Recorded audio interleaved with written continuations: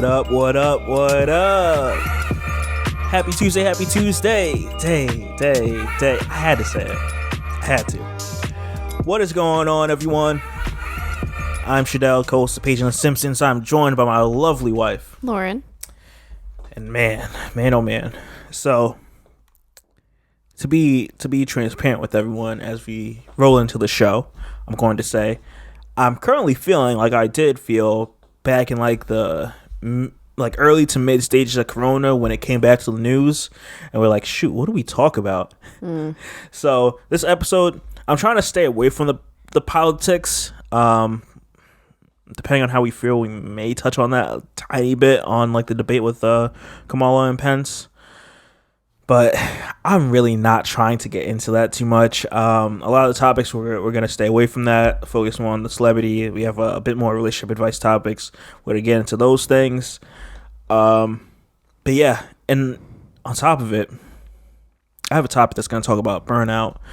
So we're going to talk about that too, because that is something that I feel like is...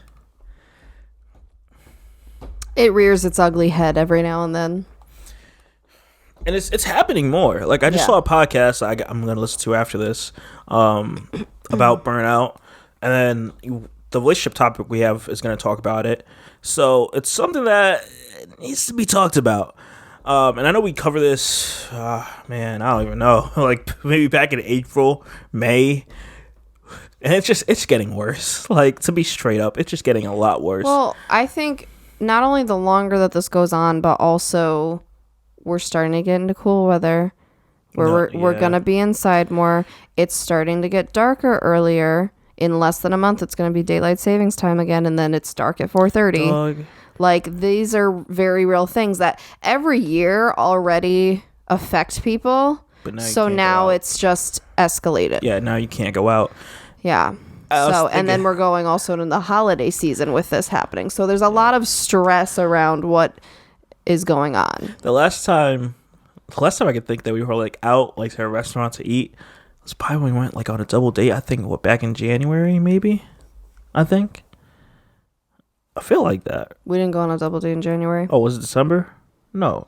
Yeah, maybe it was Well, December. we didn't go anywhere though. They came here. No. Okay, we're talking about something different. I'm talking about Chili's. I went to Chili's. I was like probably maybe November. Oh, with the other friends? Yeah. That are getting married. But like, I don't think we've been to like a restaurant. That was a while ago. But yeah, I don't think we've been to a restaurant since then. No.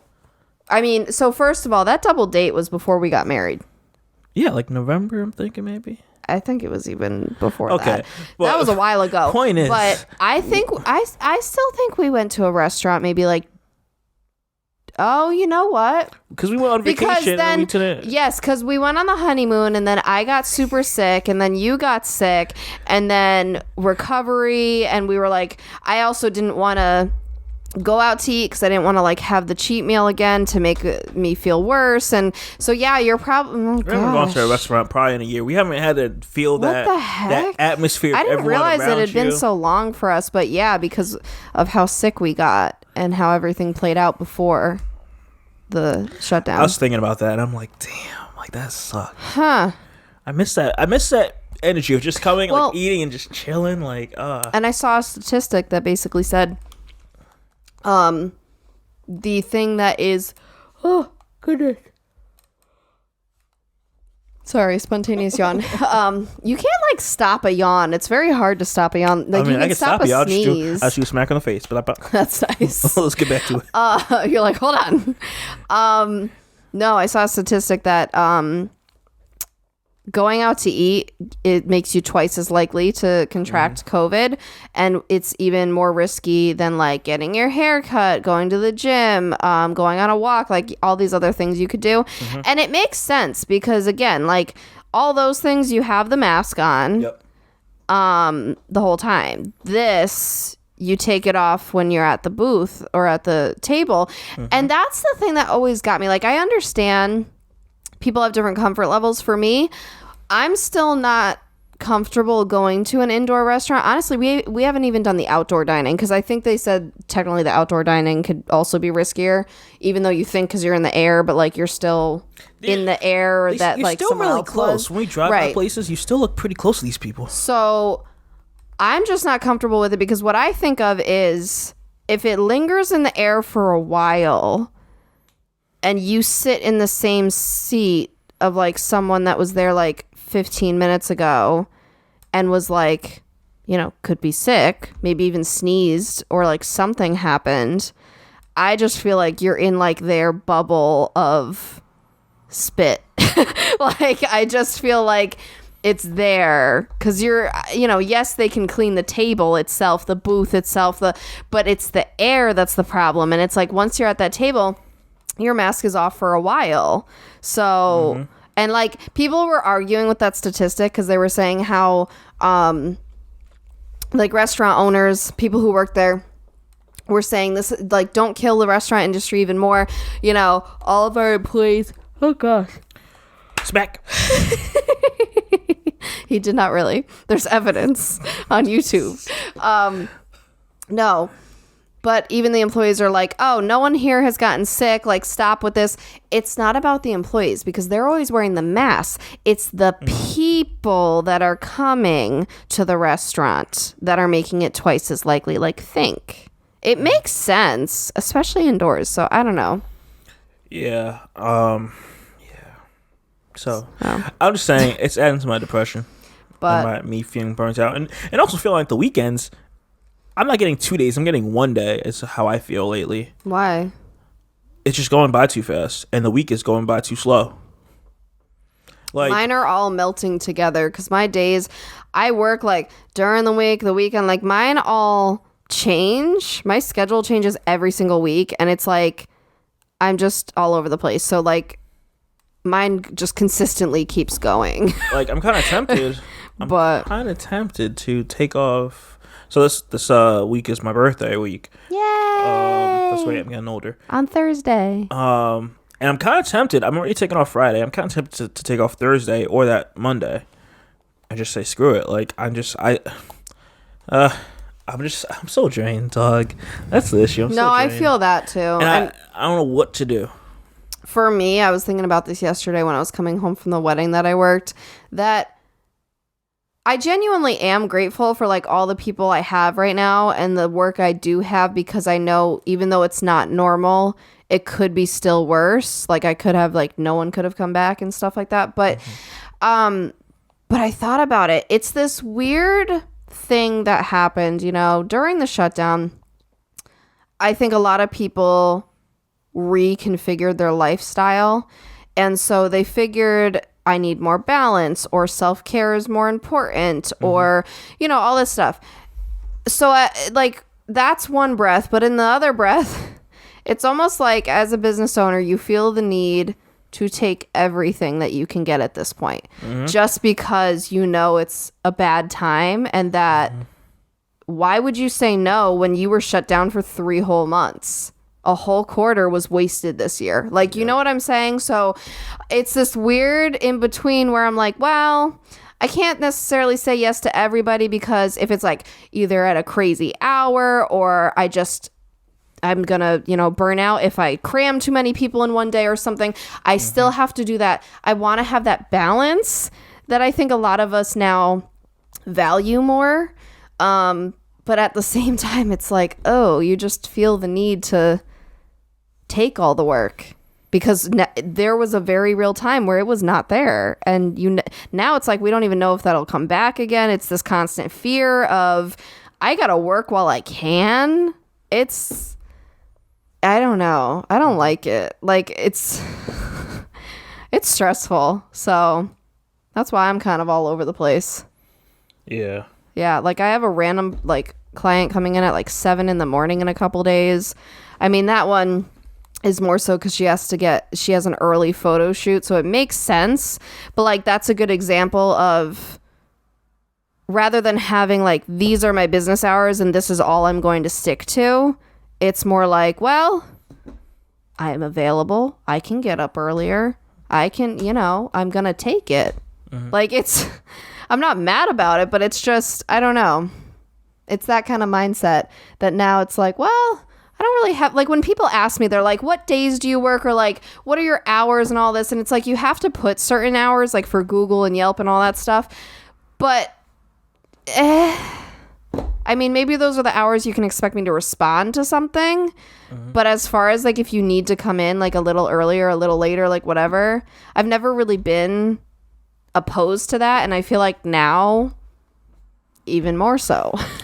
She's pretty much saying, just give me the money. Like, I'll work, just give me the money. But it came to where... I'm not saying it's wrong. I'm just saying that's what you're saying. Yes, because for 3 months, there was nothing. It was a scary time. And so I guess I understand kind of like what our probably great-grandparents would have gone through with the Great Depression.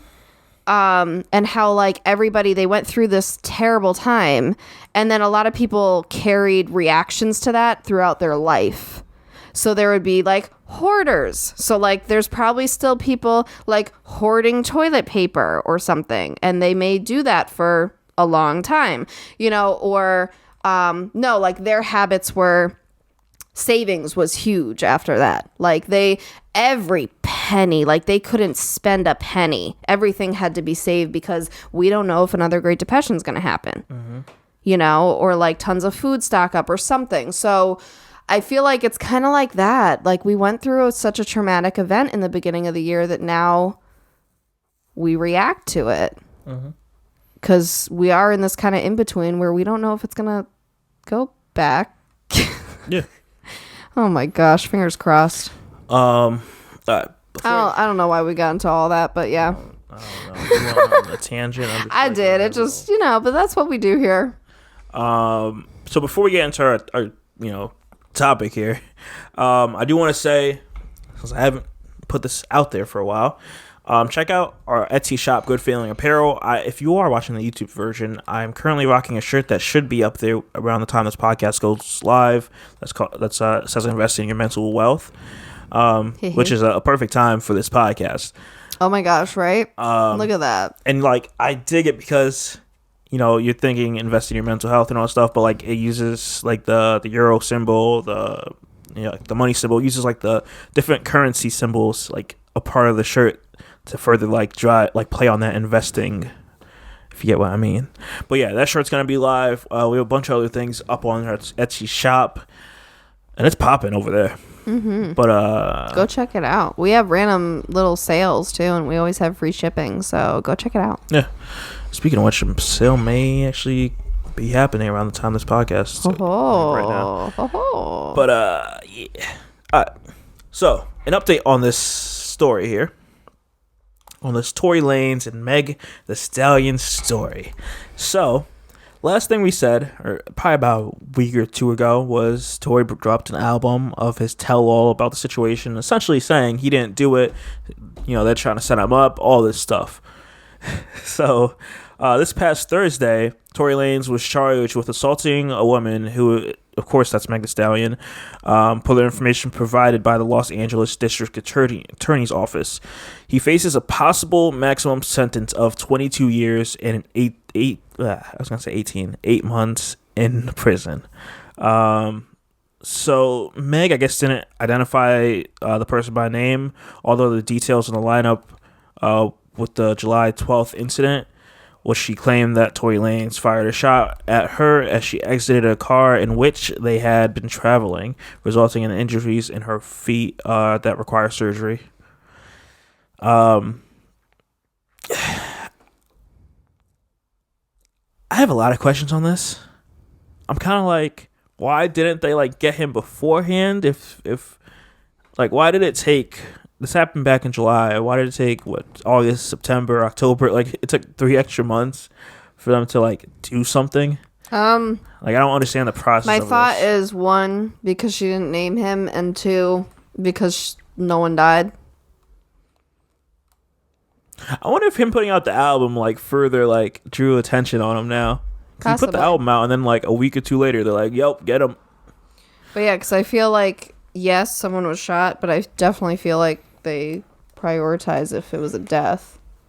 Yeah. versus a foot. And see, the issue is if he is, charged on these like convicted of these charges, yeah, he's gonna get deported back to Canada.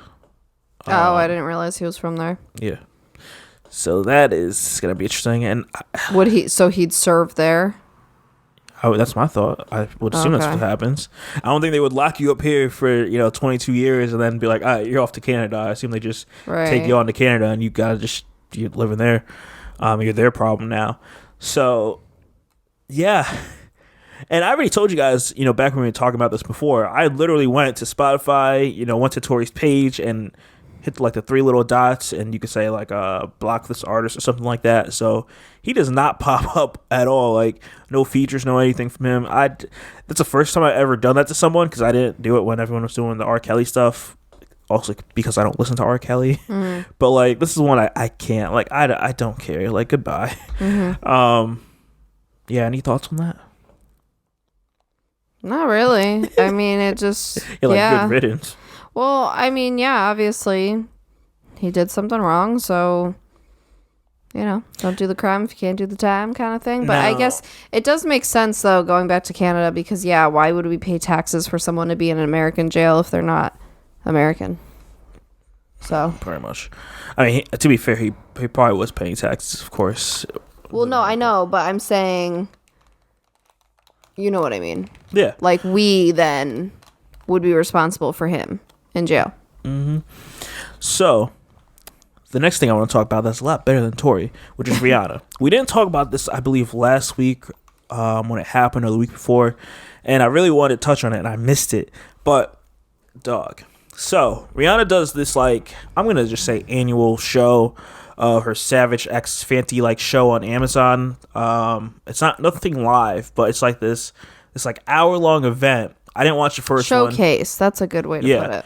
Like this hour-long showcase of her clothing, like lingerie, I don't know, sleepwear, like these just her pieces on a variety of different people. And man, it was dope. It's a mix of like they know what they're doing. Like it's a mix of them giving you like a performance with an artist, and then them doing a performance with just regular people wearing the clothing, wearing Rihanna's clothing, and then Rihanna kind of giving her take on it, or her team giving like their take on what Rihanna's doing to change the game. Mm-hmm. And yeah, I really like this. I was not expecting much. I'm like, hey, let me check it out. I see it trending on Twitter. Oh no, if I don't like it, I'm gonna click it off. But yeah, like I like this a lot. What are you feeling? Yeah, I didn't realize you were watching at first, because I think I was watching something else or on my Switch or something, and so I caught like probably the last half, and I really liked it. I had seen a picture a couple nights before that of like everyone in the show, mm-hmm. And I thought it was really cool. I also saw after the fact there was like this one plus size guy in boxers, and that's it right there, because the thing is, it's not even just like you have your fair share of plus size women, of course, you have your non-binary, you have transgender, all these different people, but I think they had less plus size men specifically, I think. And I know you were saying that it might have been because of a comfort level thing. That's because like obviously you're shirtless, you're in underwear, like you're prancing around. So you obviously have to be able to get people to do that. So but there was this one like on an ad, and like, yeah, like just looking like an average dude, especially in America. Well, no, because everyone knows we are a country that is generally heavier. Yeah. Like we have a higher average weight than other countries. Mm-hmm. But yeah, so I thought that was really cool. Because sometimes some of these lines focus just on the women and getting plus size women, which is still important, but it's not as diverse. Like this had every gender, color, everything. So everybody feels involved in that they can wear these pieces, which I thought was cool. Also, they had actual plus size people. Like, let's talk about that for a minute, because as much as I love Ashley Graham, okay, she's like a huge plus size model, like awesome. She's another one that, like, overall she's bigger, but she's still kind of toned and has the flatter belly and like that kind of stuff, you know? Whenever, even like, okay, let's have a laugh at, have you ever seen the plus size female mannequins in stores? They're like always flat stomach. Like they're just overall bigger. Like they just made it wider, but it's always got a flat stomach. So I like that here. You have the rolls, you have the cellulite, the stretch marks, the tummy, you know, not just when you sit or bend over, it's just there like all the time. And like that stuff is important because there's so many people that look like that. So I'm like, I am all for how she advertises this. And it definitely is more of a showcase. It's not just a runway thing, like where you're up and down the aisle, like pose and go back. It's more like it was an artistic experience of like the outfits, the makeup and hair and the sets and everything was like an experience. It was really cool. Well thought out. So yeah, I'm here for it. And I'm not sure how much I want to touch on this because I don't really have a clear understanding of this part. But Rihanna did catch flack afterwards because one of the songs that the dancers were dancing to was a song called Doom by London-based producer QQ Chloe. And I guess the sample that was a part of it had some like Islamic verses that like offended a certain community. I, again, don't want to speak too much about it, but I just want to throw it out there. And, you know, they did apologize for it and say they're going to go back and just edit it. So I'm not sure if it was... It's probably... I believe we already heard this when we were listening. This happened like maybe like a few days after it's been out. I didn't even catch it at that point. I mean, we wouldn't catch it because we're not used to it. Like, we wouldn't know what would be offensive. I wonder if it was like a certain saying that you shouldn't say... or something. I have no idea, but I did want to mention that. And of course, they say sorry. Like no one meant to like. Right, they probably just used it because it was like upbeat or something. But yeah.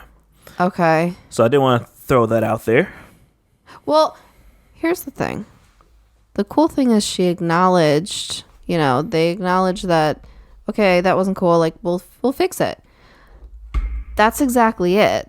Because you know you had Victoria's Secret being like, well, you know, transgender will never be real females and they'll never be attractive and et cetera, et cetera. And look at them, they're dying. And exactly. Victoria's Secret is a dying brand now, especially with Fenty coming out and saying, COVID. Look at this. And COVID. Well, yeah, I mean, COVID's kind of killing all the storefronts. But, you know, I find that very interesting because it goes again and shows like they've always been there to acknowledge like realistic expectations. Like it's like versus Victoria's Secret was just like, nope, it's all size 2 or size 0. It's all, you know, mostly white and only, you know, this type of female. I loved how cis female. In Rihanna's like documentary, she's like she wants everyone to wear it and like they showed right. And she's genuine about that. Damn, I'm drawing a blank on her name. Lornell. What's her last name? Is it Lornell Hall? She's a popular, like she's a comedian. She's a black woman, a bit bigger. I think it's Lornell. Yeah. And she was sitting there like shocked that Rihanna had clothing that would fit her. Right. And yeah, like I love how like Rihanna's like, yo, no matter who you are, what shape you are, it's like she wants you to be comfortable wearing her clothes. Like why again I don't understand why this hasn't happened. Because you would think it'd be smart for any brand to be inclusive instead of exclusive. So smart. And you could just tell like Rihanna's so genuine with it. And like just how they were like how her team was talking in that documentary showcase type thing. They were like Rihanna could just tell like, you know, looking at clothing or touching it, like if it would feel good on someone, you know, all this stuff. And it's just like, that's crazy. When I was a teenager, and I'm going to keep this discreet, so like no one knows who I'm talking about. But when I was a teenager, I went with somebody to Victoria's Secret. And at this time, I was fitting in them, no problem. It was whatever. But the person I was with was a bit heavier and like was having real issues fitting any of them on her. And they would give her like there's these extenders that you can put on your bra. So like the little clasp things, you put like another one of those, like another row on to make it so that it goes like further. And that's where like the numbers come in on bras, like 36, 38, 40, like that's the around part. And like just nothing, and a bit heavier, but not like crazy, like overweight, like not obese, like, and so that was a day that made her very insecure. Like it was really annoying, right? Because you look at Victoria's Secret, you just want to be like, hey, like these are cute, pretty, like feminine, whatever, like I want to try one on, like maybe, have one just to feel good in. And it does the complete opposite then with that. So I looked up Rihanna's sizing, and I think the number went as high as like 48. And then the typical store I can find up to 42 or 44 maybe. So that's good. And then the cup size went up, I think, to H, which is pretty good because typically they go up to maybe like double D. So these are just numbers, or not letters that go. So the cup size is bigger. E, F, G, H. Damn. Right. So that's crazy. It holds more like volume here. So I feel like not only is it the circumference of your body, it's going to fit better, but then your actual, bazoomas will fit better in the cup. They won't be like poking out everywhere. Like, because that's the annoying thing too, is sometimes people struggle finding a proper fitting bra, and then they have to like settle for like they're like gaping everywhere, and it's uncomfortable. Like if you're spilling out of your cups all the time, that's it doesn't look cute, doesn't feel good. So I thought that was really cool to see like her sizing actually is pretty legit. I mean, sure, maybe some places like plus size specific stores do even more, but I mean, to be a general line for everybody, that's pretty good. To be an inclusive brand and not be specific to like whether you're plus size or not, like that, I'd say that's good. Yeah. If you haven't watched it, I assume everyone has Amazon Prime, so go to the Amazon's like video platform, and you'd be able to watch it. Like it was worth watching. The performances, whether it was from the artists or the dancers that were wearing the clothing, were really good. Man, here we go. So now we're going to touch on burnout. This relationship topic is about, hold on. This is about this woman's husband who is 25 and she is 25, and she says her husband is getting sadder and sadder the longer he works from home. How can I help? Give me a second, because now I just lost my thing I was just trying to use. Of course, the dog is not here. She rather chill in her own place. So she goes on to say, another day, another COVID problem. When COVID hit in America, my husband's company promptly went from work from home. I got to work from home for a couple months, but now I'm back at work full time and have been since May or so. And then she adds in that they've been married for a year and a half. She says how her husband didn't mind working from home at first. He had a super long commute, and now he can get up later, stuff like that. But now he feels completely purposeless. The most we've been doing is a walk at the park every Saturday and grocery shopping. And now the weather's starting to get colder, and we're going to lose the park walks.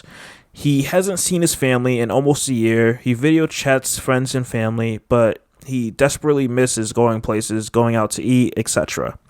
Is there any way I can help him?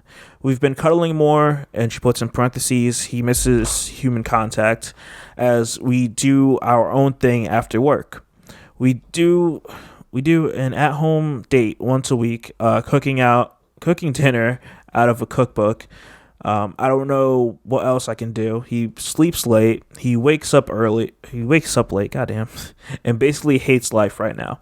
Politically. Political situation, everything doesn't help either. I'm worried about him. Thank you for catching me as I was falling, because I was falling. I got you.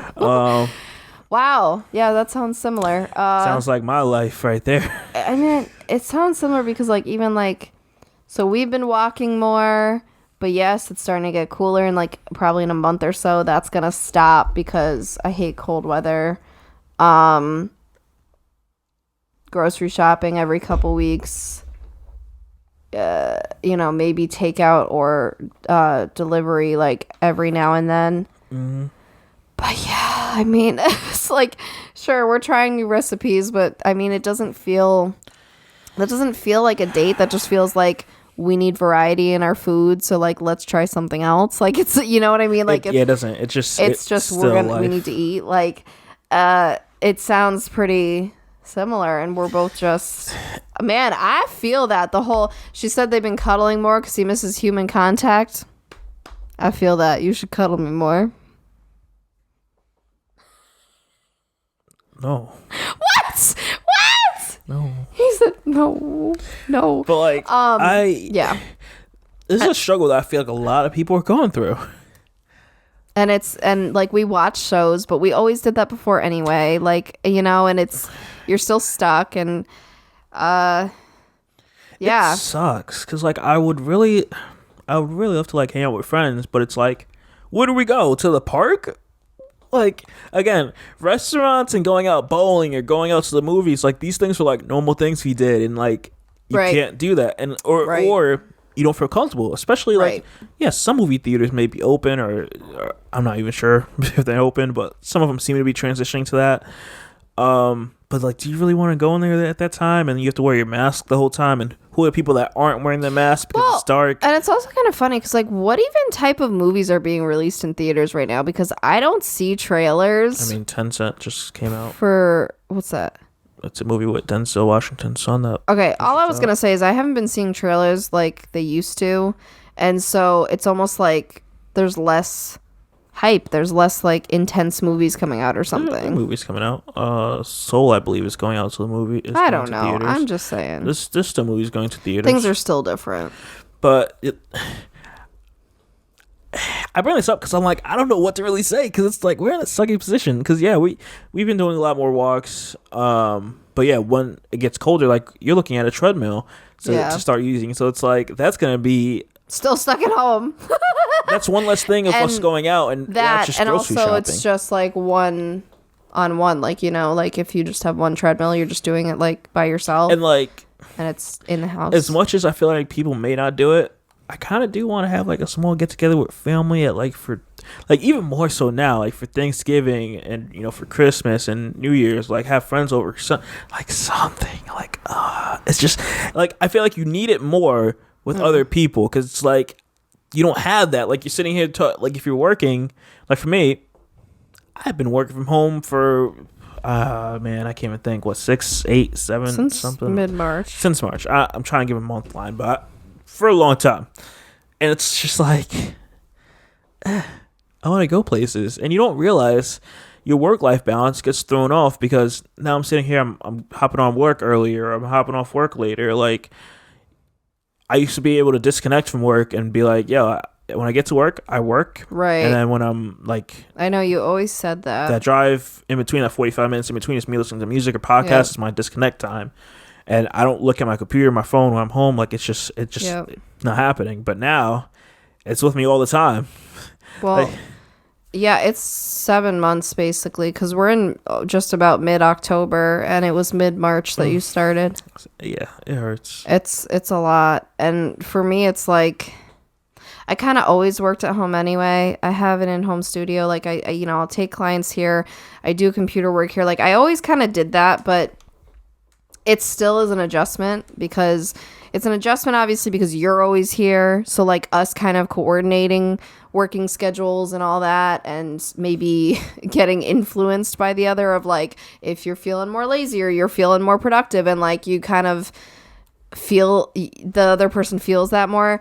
And then just for me, it's been a weird roller coaster because, yeah, like the first 3 months not being able to take clients, but then adjusting what I was doing, then slowly starting to trickle into clients, but it's not the same. And it's like, so it's different. Like, it's not like the burnout you have, but it still is.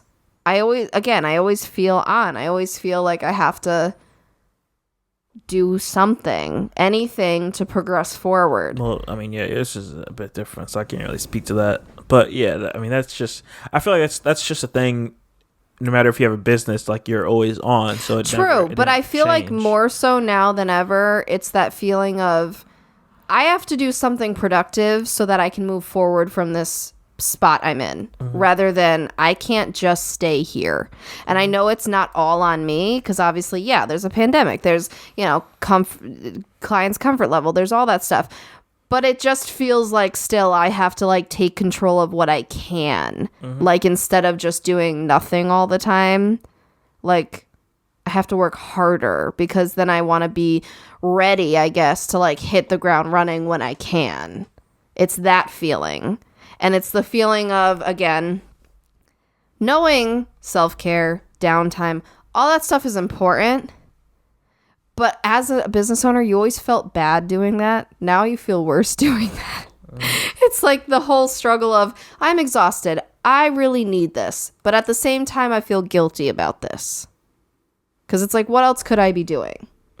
So that's kind of played up more. So your brain is still kind of going crazy right now. So yeah. I don't really think there's something, I feel like there's something that someone can help in this situation. Like, it sucks being like that partner and seeing your partner go through this and like them being like depressed and miserable about their situation. Yeah. But like, I really don't think, it's unfortunate. I don't think there's anything you can do because it's not. Yeah, everyone's trying to like cope in their own ways. Especially if like, if the reason they haven't gone out like to eat and stuff like that is because, you know, this guy may be, what's the term? Like, there's certain people that don't want to go out because they're immune compromised, I believe is the word. Immunocompromised. Yeah. So it's like, he may not want to go out because of that risk, which I totally understand. Right. So it's like, it sucks. And we kind of hope, you know, by spring of next year that things get back to normal. I would love to be able to have the you know, a lot more flexibility, even though I did at the time, to be able to be like, I'm working from home this week, or I'm going to go to the office this whole week, or so, you know. So I think that will change. I feel like we enjoyed having the option of being able to work from home or not, but just being it pushed on you and it interrupting your work-life balance is like the issue that's happening. Oh, yeah. So, yeah, it's just letting things play out is how I would say, and just hoping that 2021 isn't a big waste of time. Like, who would have knew that 2020, you would waste, like, 9 months out of the year. A whole pregnancy. Like, who would have knew that that year would be a wash? And you're gonna think back next year and be like... See, and that's the regard. I guess I disagree there because I don't feel like it's a complete waste, at least on my front, because again, the time has given me time not only to work on personal things I've needed to work on, but also professionally. Yes, it's different and it's a little stressful, but it's actually given me the time to work on my business with like projects that I had on the back burner forever. Or ideas, like new ideas or something for courses, products, whatever. So for me, it's not a complete waste. At that point, it's a matter of make sure it's not a complete waste. You know what I mean? Like, because I could just still ignore everything, or I could work on it, or like find a middle ground kind of thing. So I guess it's not complete waste for me. It's just financially, mostly, it's different. Well, you're doing better than me because it's complete waste to me. Like, I mean, it's different. Well, yeah, because you're working for someone, so if it already kind of is dictated to you. I was hoping to get like a nice like raise and bonus or something, and then Corona came and was like, nah, you have plans. It's like when women have like same. Like when women don't think they're gonna have their period, and then it happens. Like, oh god. No, should I not throw that out there? Okay. Yeah, we're not going there. Oh god. But yeah, I'm like, damn, had hopes. It's no, same with me. I was really thinking, because the way this year was going to shape up with how successful it was going to be, I was thinking I was going to give myself a raise by the end of the year. And that's not happening. I'm just trying at this point be consistent with paying myself. That's all I'm trying to do. That's different too now. Yo, I thought about this. You know how at the beginning of the year we had like what our goals were or something? Oh, I think God. it's we should totally Cringe. come at like have the audio playing, and then like bit by bit as the audio is playing, we'll like give our takes on it. We'll just cry.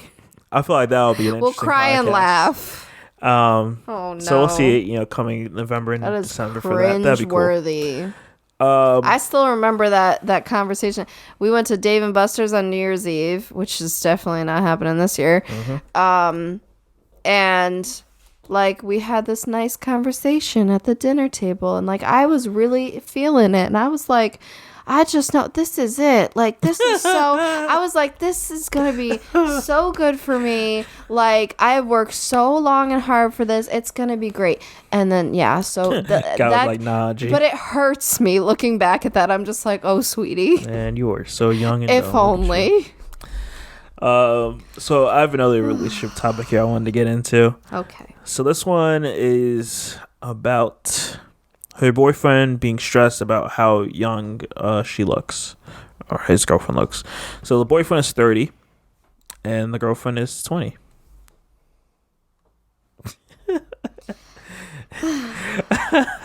Okay, so she goes on to say, so I've been close friends with him for a couple years now. We met when I was 18 and he was a little put off about how young I was. I feel stupid saying this, but I am very mature for my age. I get along great with people in their 20s and 30s. God damn, I messed up. Since I was 16. I don't like that. No. Well, yeah, it's like a weird sentence. Yeah, that's why it's throwing me off. And have since I was 16. We get along great, treats me amazing, and is always complimenting me. He gets stressed when we go out to eat or go out in public, often because I look 16. He lives in a very conservative area with human trafficking. Yeah, but that's so messed up. Like under the spotlight. You take the. He's scared people will think he's a creep. Exactly. I sent him some pictures of a dorky outfit I put on and pigtails. I was teasing him about going out like this, and he was joking back. Finally, I said I'll wear something cute, but I actually like the pigtails. I honestly thought I looked cute in them, and I have friends that wear them sometimes. He got so stressed and was trying to tell me I can do what I want in the end, but he's so worried people are going to think he's with a high schooler.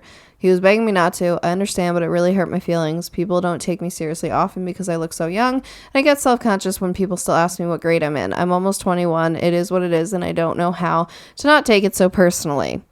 First of all, I get what she's saying about just naturally getting along with people that are older than her, because that's me. I mean, that's a story for me why that is, but I mean, it is pretty common for people to just better get along with people that are older than them. So that part's not completely weird. I think, I mean, first of all, if he's worried about, they're going to think I'm with a high school, honey, she's only like a couple years removed from high school as it is. Like, I mean, it's not that far off. So, but I don't know. It's kind of, I don't like the area that you're in if it's high for human trafficking.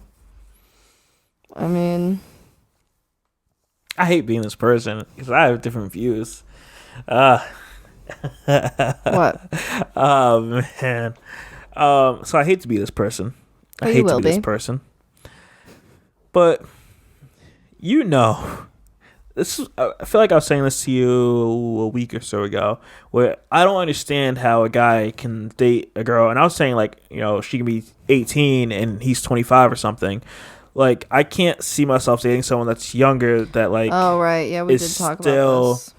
Like, 20 from 30 is a huge jump. Imagine us now. We're closer to 30 than we are to 20 right now, and it's just like we've done so much and had so much life experiences versus someone that hasn't, and like this person's not even able to drink yet, and it's just like, Yeah. I don't know. But what do you expect? That's my thing. I don't understand what you don't expect dating someone that looks like they're younger. Like, right. You're just gonna have to be okay with it. Right. Like, right. Even with a 10-year gap, as this guy starts to age and get into, his 35s, and she's gonna be 25, or he's gonna be 40 and she's gonna be, if they stay together that long, it's like it's still going to always be a difference in age, because he's gonna look older for his age, because he is, and she's going to look younger, assuming everyone's taking care of their body and health and all that stuff. But like it's always going to be an issue. Like, yeah, no, that's true, because we talked about that, and we talked about how if you're a decade apart, to think of who you were, like for me to think of who I was at 17 10 years ago, I mean, completely different. And I don't, no, I mean, we could push that to 18 so it's legal, but no, I do not want to be with an 18-year-old. Oh no, because I feel like there's so much hand holding, and like, well, there's that.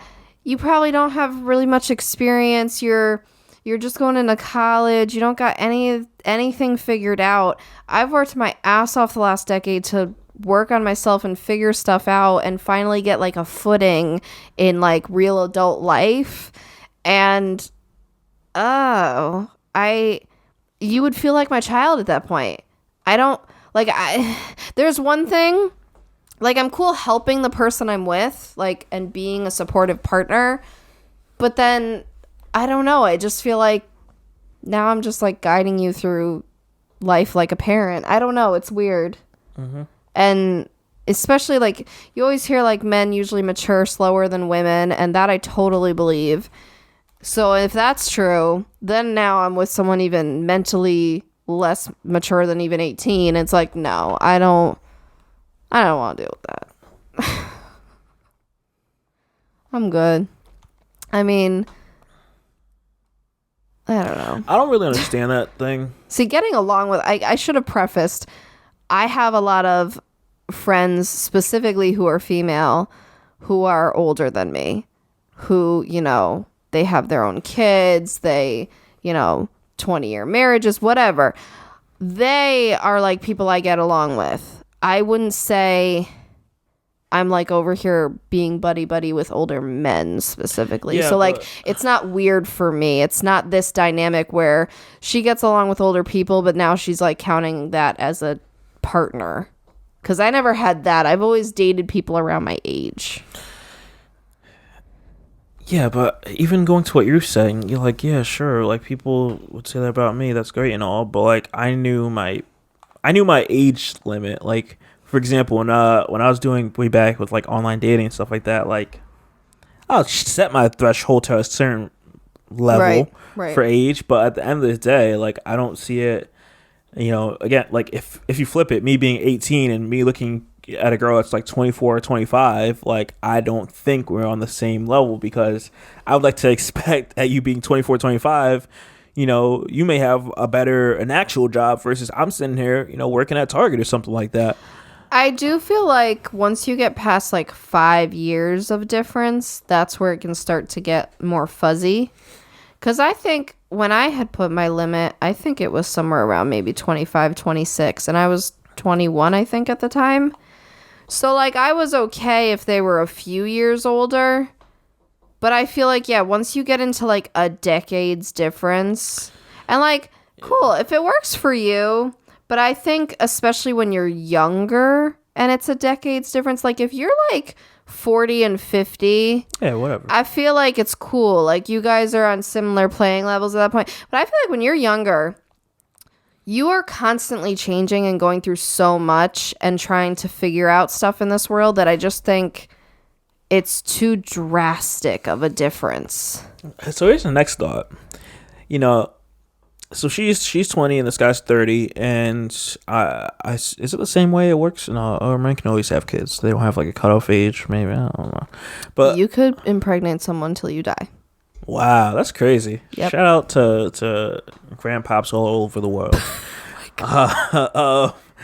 But also why birth control should have been for men, because you can also... No, we don't do that. Nope. We're just going to mention it a little bit here. We don't do that. Because, I got to be pregnant for 9 months, but you could get multiple people pregnant per day for all 9 months. Don't get stuck with the loaded gun. And then I get menopause and I can stop having kids at, 50, 60, whatever, but you can always get someone pregnant. I'm just saying, I'm walking around with a loaded gun. I'm just saying, who feels me that birth control should be for men and not women? And that it was always about controlling us. Continue. I'm just walking around with the loaded gun. Not like I thought you were going to say something else that's a little vulgar. Rock out with your... all the grandpas out there. But yeah, like, okay, this guy's 30. What at 35 he wants to be... he wants to have a kid or something, and she's 25, and she's like, I don't know. Right. I still want to do this with my life. Like, this is stuff that, like, may be touchy. Because, like, I don't know. I know we're getting deeper than just your looks. But, like, these are, like, the age limit thing. That's true, too. Because he doesn't want to be, like, an old dad. But she might be like where I am. Like, I still want to explore some places before having kids. So, like, for example, that's like a priority. And it makes sense for a mid to late 20-something person. Mm-hmm. So that's true. That's true. Because then what if she wants to wait till 35 and now he's 45 mm-hmm. and he's like, I want to have an infant at 45. So, that's true. Yeah. Everyone's got their timeline. Yeah, it's a touchy one. I don't really have much to give you other than if age is an issue now, age is going to continue to be an issue at least until you're old. It's always going to be an issue, too. It's not just the pigtails. It's deeper than that. It's going to be an issue. Yeah. Because he clearly says he feels like a target with you out in general, not just with pigtails. So he's gonna constantly feel judged. When he's out with them in public. Like, no matter what, like, she can, like, if she looks young now, that's not going to change, 5-10 years from now. Like, that's just what happens with your face. And, like, he's going to look how he looks, but, it's going to slightly age and stuff like that. And that's just what it's going to be. Yeah. Yeah. I don't really have much to add other than it's just, you got to deal with it or not deal with it. That's the thing where where if you don't have the thick skin to, like, handle it, I don't know what to tell you, bro. That's why you gotta invest in your mental wealth. Get it on Good Feeling Apparel on Etsy.com. Shameless plug. But that's all I think I got on this here. We didn't touch on the political stuff, which is great because But next week, who knows? With the way this is, like, ending up as, like, it's, yeah. And now I'm trying to figure out if I should take off Thursday or not. Like, damn. Oh, boy. Because I don't want to work, dog. I just want to relax. I know. I just want my feet rubbed. No? You're not going to help? Okay. Man, you do not rub my feet. In my dreams. Okay, well, that needs to be a reality, sir. Okay. Well, we're going to wrap this bad boy up, guys. If you made it this far, thank you for listening. If you would love to be a part of the show, we would love to have you. You can send us a voice message at PagingTheSimpsons, Anchor.fm. Link is in the description. Or you can send us an email and we'll read it on the podcast. Clearly, Lauren will because my reading sucks. Yeah. With that being said, I'm going to enjoy the rest of my short little weekend here. And I hope everyone has a great day and is not too stressed out about this upcoming election, because I am. Okay? With that being said... We had to go and sneak politically. With that being said, I'm Shadell, co-host of Page and the Simpsons. I'm joined by my lovely wife. Laura. And we'll see you guys next week. Bye. Peace out.